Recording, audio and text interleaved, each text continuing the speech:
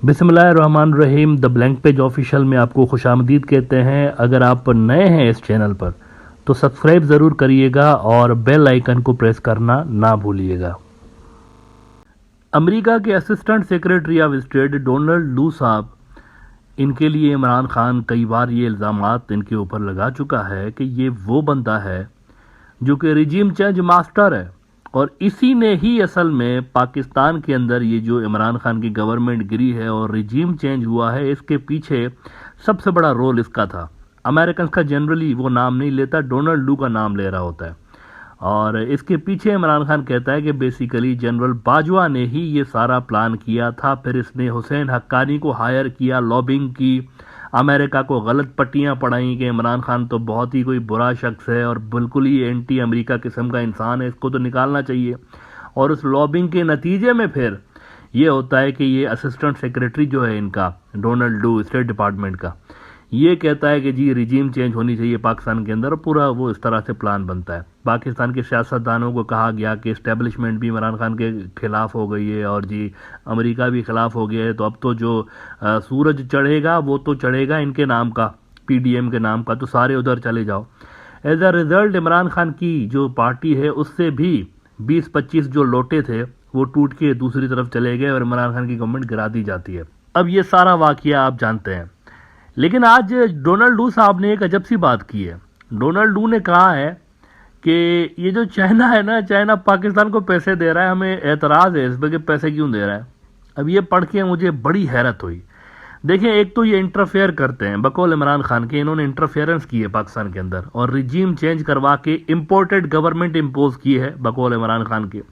तो एक तो ये जो है वो गवर्नमेंट चेंज करवाते हैं, रिजीम्स चेंज करवाते हैं, मुल्कों को डिस्टेबलाइज करते हैं। अच्छे खासे मुल्क जिसकी इकोनॉमी 2 साल लगातार 5% से ज़्यादा पाकिस्तान की जीडीपी बढ़ी है, और ये बहुत ज़्यादा इंपॉर्टेंट है क्योंकि परवेज़ मुशर्रफ के दौर के बाद पहली बार ये हो रहा था कि इस तरह 2 साल में पाकिस्तान की मुसलसल 5% से ज़्यादा जीडीपी की ग्रोथ रही। बल्कि लास्ट ईयर जब इमरान खान को निकाला गया तब तो तकरीबन 6% के आसपास जीडीपी ग्रोथ थी पाकिस्तान की, जो कि बहुत ज़बरदस्त एक नंबर है। लेकिन उसके बावजूद आप देखें कि पहले तो ये डिस्टेबलाइज करते हैं मुल्क को, और पाकिस्तान के फिर एज अ रिजल्ट जो जीडीपी थी वो धड़ाम से नीचे गिरी। तब से लेके आज तक पाकिस्तान संभल नहीं पा रहा। 17 अरब डॉलर से पाकिस्तान के जो फॉरेन रिजर्व थे वो 2.9 बिलियन डॉलर पे आके धड़ाम से गिर पड़े। ये रिजीम चेंज के बाद की आपको किस्सा बता रहा हूं सारा। ये हशर करके रख दिया पाकिस्तान का इन्होंने। अब 2.9 बिलियन डॉलर्स पर जब पाकिस्तान के फॉरेन रिजर्व्स आके गिरे हैं तो ये अलार्मिंग था, क्योंकि पाकिस्तान का देखें, उनकी जो इंपोर्ट है वो भी चलती रहनी चाहिए, उनका फ्यूल आता है, कारखाने चलते हैं, लोगों को तनख्वाहें मिलती हैं। वो कैसे होगा सारा सिस्टम? एक न्यूक्लियर बैंकरप्ट मुल्क तो दुनिया के फेवर में नहीं होता ना। तो ऐसे में अगर चाइना ने पाकिस्तान को 700 मिलियन डॉलर्स की एक क्रेडिट फैसिलिटी दी है, तो इसमें पता नहीं क्यों डोनाल्ड लू साहब को मिर्चें लग गई हैं। ना खुद ये जो है वो हेल्प कर रहे हैं पाकिस्तान की, ना ये चाहते हैं कि चाइना भी हेल्प करें। तो आप चाहते हैं क्या है भाई?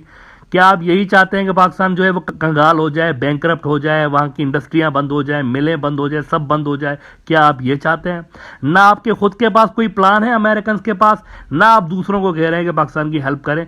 तो अमेरिका की पॉलिसी क्या है ये समझ में नहीं आ रहा। इमरान खान ने कुछ अर्सा पहले कहा था कि डोनाल्ड लू को सैक कर देना चाहिए अमेरिकन को, और अब ये जो इस तरह की बातें कर रहे हैं ना, ऑनेस्टली पढ़ के काफी दुख हुआ मुझे कि इसमें मिलिट्री जनरल जो होते हैं ना, डिक्टेटर जो होते हैं, वो वाला एलिमेंट ज्यादा मुझे नजर आया और डिप्लोमेट वाला एलिमेंट मुझे कम नजर आया। इंडिया का न्यूज आउटलेट एनडीटीवी में कोट कर रहा हूं रेफरेंस के लिए, ये कह रहे हैं कि Chinese loans to Pakistan deeply concerning in serious talks with India, US. Responding to a question, Donald Lu, Assistant Secretary of State for South and Central Asia, said that there has been a serious conversation between India and the US on the issue of China. और इसमें ये देखें, इनकी जरा अल्फाज देखें क्या कह रहे हैं। Concerning Chinese loans to countries in India's immediate neighborhood, Pakistan, Sri Lanka, Nepal, we are deeply concerned that loans may be used for coercive leverage. Donald लू साहब कह रहे हैं। अब मुझे ये बताएं कि एक मुल्क की इकोनॉमी धड़ाम से नीचे गिरी है अमेरिकन साजिश की वजह से। ये जरा आप मई 2022 का डॉन अखबार देख लें, पाकिस्तान का बड़ा न्यूज आउटलेट है। कह रहे हैं कि Imran Khan calls for Donald Lu's sacking over his sheer arrogance and bad manners.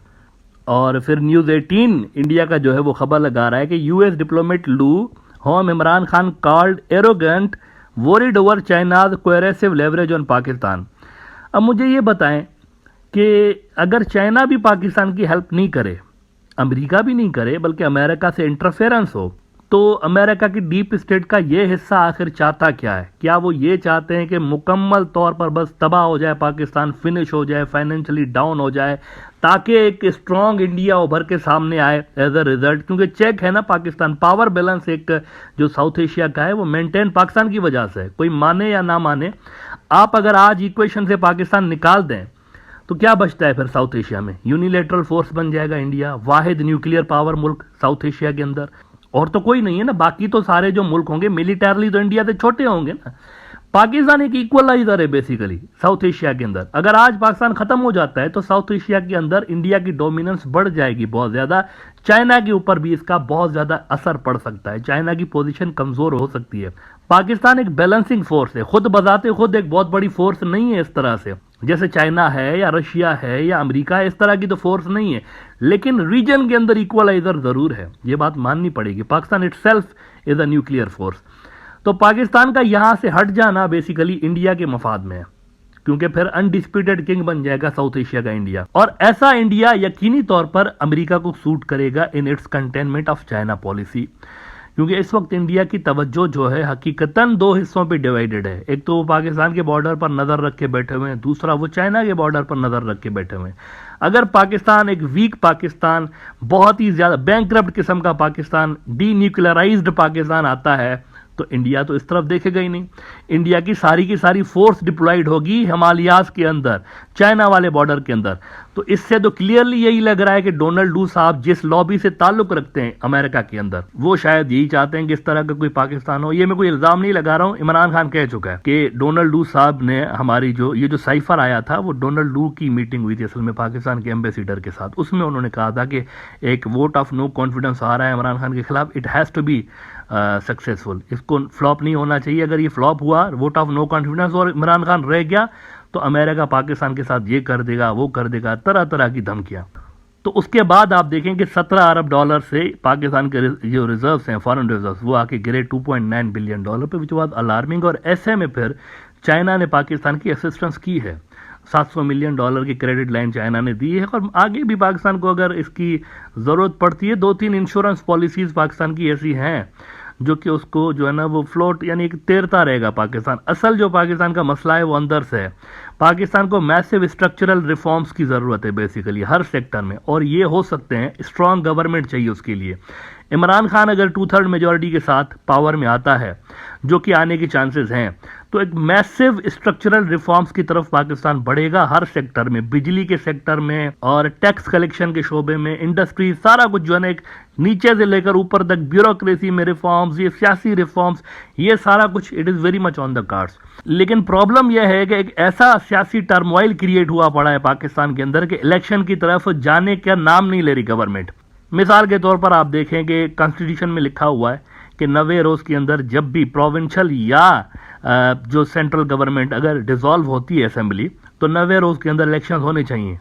Now जैसे तैसे करके इमरान खान एटलीस्ट वो जो 2 बड़े प्रोविंसेस हैं पाकिस्तान के, जो कि यूं समझे कि 65% पाकिस्तान को रिप्रेजेंट करते हैं, पंजाब और खैबर पख्तूनख्वा, इनकी असेंबलीज डिसॉल्व की हुई हैं। उसने कब का? जनवरी में डिसॉल्व की हैं, फरवरी एंड हो गया तकरीबन, लेकिन इलेक्शंस की डेट नहीं मिल रही अभी तक इमरान खान को। 90 रोज के अंदर इलेक्शंस होने चाहिए यहाँ पे, लेकिन नहीं करवा पा रहा। अब सुप्रीम कोर्ट ने सुओ मोटो एक्शन लिया कि भाई क्या मसला है, क्यों इलेक्शंस नहीं करवा रहे।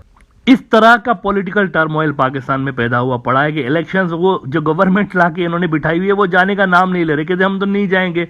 यानी 5 साल की मुद्दत होती है असेंबली की, लेकिन वहां पर बस ये हो रहा है कि 5 साल के बाद भी हम जो है ना अपने आप को खींचते रहें, 3-4 साल मजीद इसके बाद भी बैठे रहें। कोई ऐसी सिचुएशन, कोई ऐसा जो है ना वो सीन निकले, क्योंकि अगर इमरान खान आ गया तो उसने तो दबरदूस करके रख देना है सबको, सारे जेल में पड़े हुए होंगे। ये फियर है बाकायदा, सारे जो लोग जिनको वो चोर कहता है वो जेल में पड़े रहेंगे, और मोहम्मद बिन सलमान फार्मूला अप्लाई हो सकता है। तो इस वक्त बेसिकली ये हो रहा है कि उस पैसे को बचाने के लिए सारी लड़ाई अपेरेंटली नजर आ रही है। इस तरह का एक पाकिस्तान के अंदर केओस अमेरिका की इंटरफेरेंस के बाद पैदा हुआ है, तो उसको अगर कोई दोस्त मुल्क रिजॉल्व कर रहा है पाकिस्तान का, तो उस पर मिर्चें क्यों लग रही हैं अमेरिका को, ये मुझे समझ में नहीं आ रहा। वो खुद को अगर पाकिस्तान से थोड़ा सा दूर रखें तो वो ज़्यादा बेहतर होगा। इस तरह अगर वो मजीद एंटी पाकिस्तान स्टेटमेंट्स देंगे तो अमेरिका की पोजीशन पाकिस्तान के अंदर मजीद ख़राब होगी। पहले ही इमरान खान की कैंपेन की वजह से ज़्यादा लोग अमेरिका को पसंद नहीं करते पाकिस्तान के अंदर। ऐसे में अगर इस तरह के बयानात आएंगे ना तो ये मजीद पब्लिक लेवल पर इसकी जो रिफ्लेक्शन होगी कोई पॉजिटिव तरह की नहीं होगी।